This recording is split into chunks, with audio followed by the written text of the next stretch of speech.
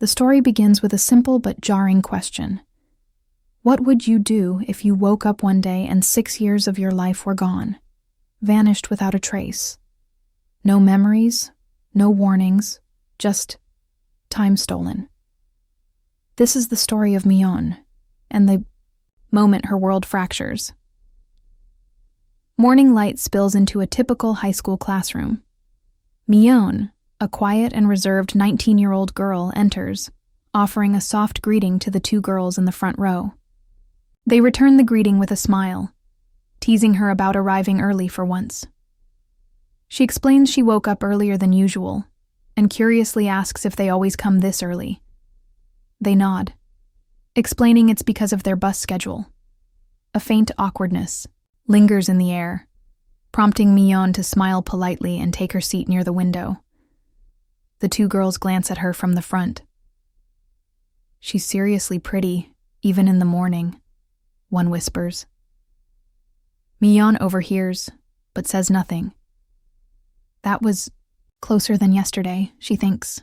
Even though it's already June, she still hasn't made close friends. It's not just shyness, it's because of the boy who sits in front of her. Lee Yoon. He's not a bad guy, but his group of friends, loud, pushy, and hard to be around. Yoon tries to strike up a conversation, but Miyeon's responses are curt, not out of malice. She simply knows what's coming. Moments later, his rowdy trio enters the room with their usual noise and bravado. One leans in toward her with a grin. Still cute in the morning, huh?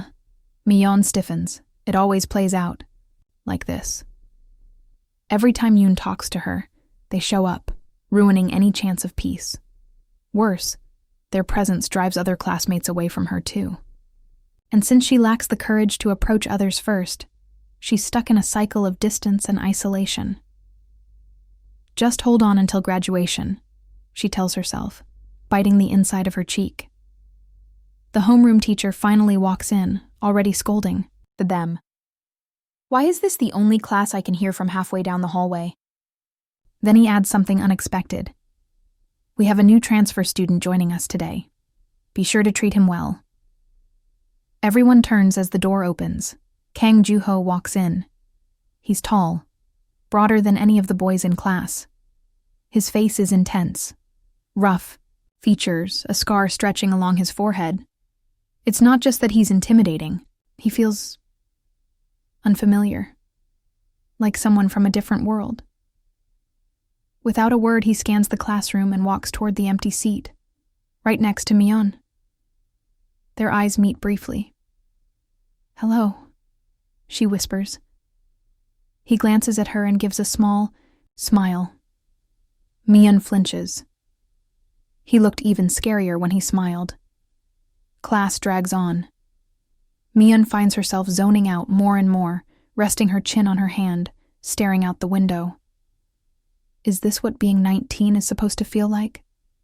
So heavy, so noisy, so complicated? Struggling with socializing is already tiring, but receiving attention she never asked for. That's worse. She stretches and rests her head on her books. Just a quick nap. But when she opens her eyes, she's no longer in the classroom. She's lying on a bed, facing a wall. The air feels different. The light is colder. And outside the window, snow is falling. Confused, Miyeon bolts upright. Snow? In June? Then the real shock comes. A man is sleeping next to her. She gasps and hides under the blanket in panic. The man stirs and slowly wakes up. He walks over to her, kneels beside the bed, and gently pulls the blanket down from her face. It's Joo-ho, older. His features are more defined, his scar more pronounced. You cold? He asks casually. Miyeon stares in shock. You're the transfer student. You drank a lot last night, he says, standing and grabbing a shirt.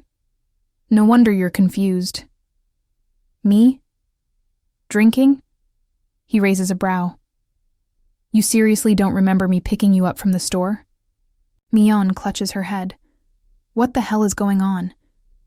I'll go get some ingredients. Try to sober up a little, he adds, heading toward the door. She wants to stop him. Ask something. Anything. But nothing comes out. He pauses. Do you want anything from the store? She walks toward him and gently moves his hair aside, looking at the scar. He blinks. Something on my face? She flinches. No. With a slight nod, he leaves. The room is quiet. Too quiet. Miyeon stares at the closed door, heart pounding. This isn't a dream, is it? She stumbles into the bathroom. The mirror reflects a face she barely recognizes. Older. Tired. She backs away, disoriented. The room is unfamiliar. But real. Tangible. A sudden buzz from her phone nearly makes her drop it. Before she can answer it, something catches her eye. A folded note, peeking out of a nearby book. She takes it and holds it tight. Is this really the future? She walks to the window again, staring at the snow falling gently beyond the glass. She thinks back to her high school self, the girl who used to overthink every interaction, who obsessed over friendships and awkward silences. That girl never imagined this. Clutching the note and trembling slightly, she breathes out. This is me, and this is my strange future.